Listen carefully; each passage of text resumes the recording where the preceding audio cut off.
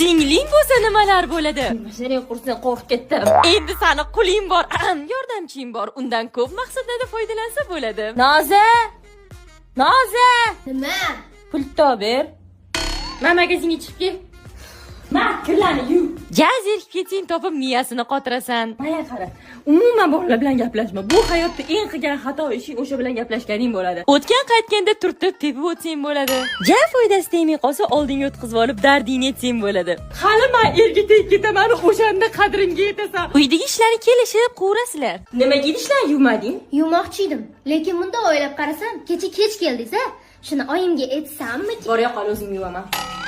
Qizim sovchi keldi. Hozirjon choy olib kiraman. Sanga emas, seningga keldi.